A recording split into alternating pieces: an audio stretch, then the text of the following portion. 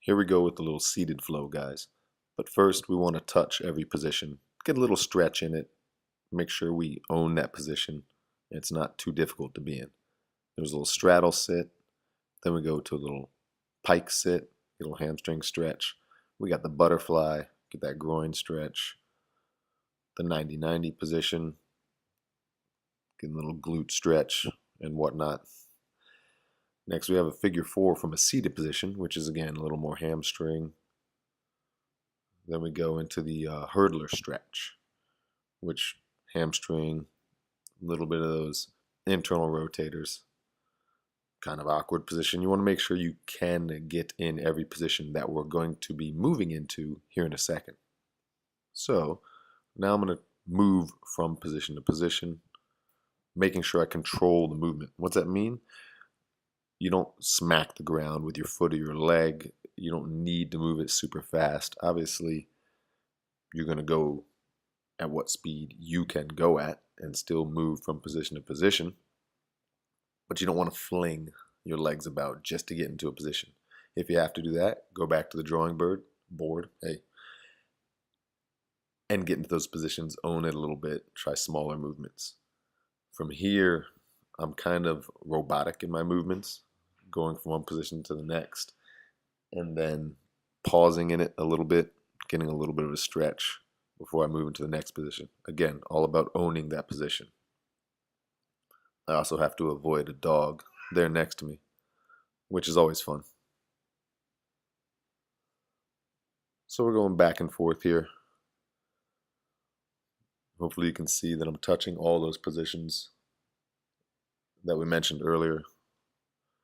Figure 4, half straddle, straddle, 90-90, all those. Here's just another little look at some of that slow controlled movement.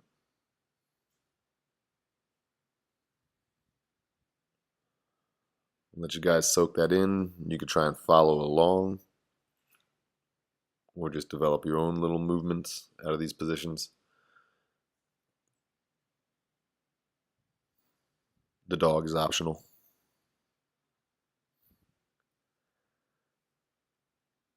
So once I've made sure I can move from position to position, making sure I touch all positions,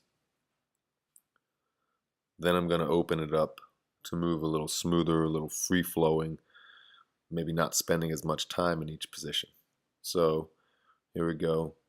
Just kind of rolling through from position to position. I'm not really thinking about it ahead of time. Again, this is that improvisation stuff. But obviously with the confines of still staying seated and touching all these positions. You can see it's a little faster, but I never lose control. It could be better, sure, and that's what we're going to work on. But just because I'm moving from position to position a little quicker doesn't mean I move faster during the movement, if that makes sense. Still getting a little stretch where I feel like I need it or want it, but not forcing a hold in any one position.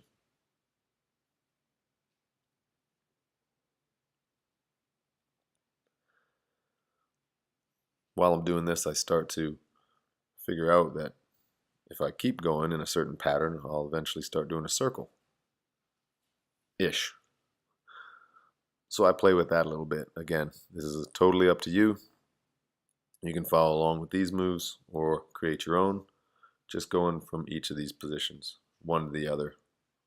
Try to invent new ways to get from one position to the next. Working around. Own each position, blah, blah, blah, blah, blah. I've said it 1,000 times already.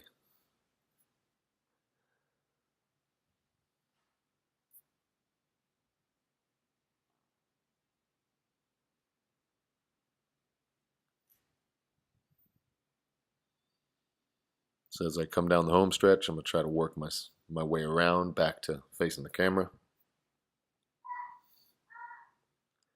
Again, avoiding the dog. Wouldn't be much control if I just kicked the dog, right? So I'm going to finish up here, coming back, face the camera. Give it a shot. Try those movements out. Try some of those movements out. Just make sure you own the position.